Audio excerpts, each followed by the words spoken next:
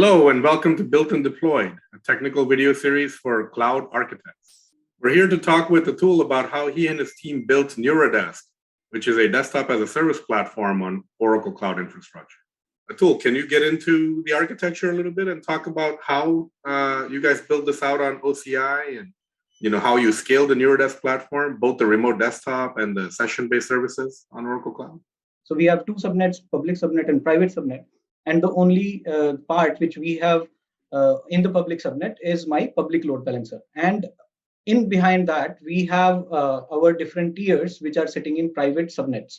Now, how the users are accessing is that there are two ways to access it. We can basically put it on public internet with the TLS certificate where the data in transit is again secured. Apart from that, we can also have a setup where we can have a VPN connectivity from the users and they can connect to my gateways, which are sitting behind the load balancer. The load balancer is basically the only thing which is in the front, and they are authenticating on the gateways, and the gateway is basically authenticating with the source of truth. Now, the source of truth can be their own Active Directory, which we can again integrate maybe through the VPN connectivity on their on-prem Active Directory, or we can also have a RODC sitting inside the same tenancy where they can integrate it with our offerings. So we can have that kind of integration. The benefit out of here is that the data in transit is secured, as well as the authentication which is happening that is also happening through the VPN or inside the tenancy.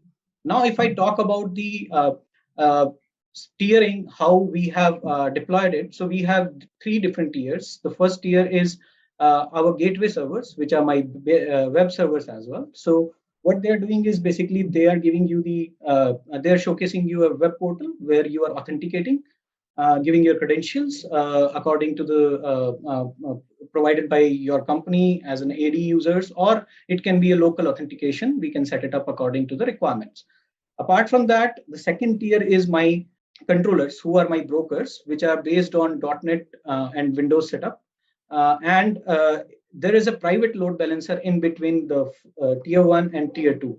So there is another load balancing happening. And why we have these different tiers is to give the high availability, as well as to make sure that there is no component failure. So in case of any component failure, there are multiple components available to support the deployment and to give the high availability to the customer.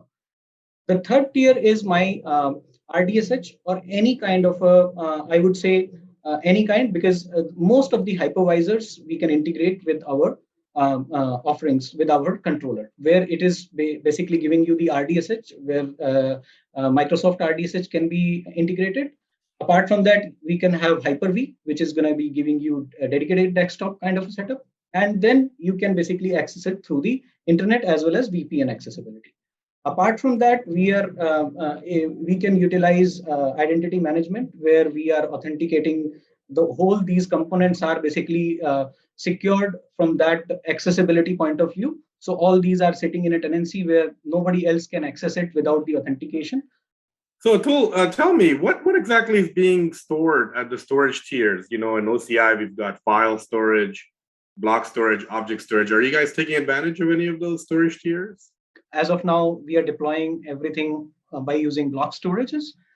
Then if we talk about the file storage, I would say the user has the advantage to choose from file storage as well as object storage or block storage to store their files. So let's say if I'm giving a Linux-based session to someone, and they want to store something to their object storage. They want to take archival of some data, some big files are there, they want to store. So we can integrate, we can give that option to them.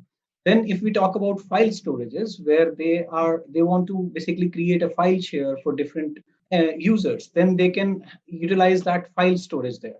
And if we talk about block storage, it is available as per the data drive. So we can create different data drives for different customers, and they can utilize it as their requirement.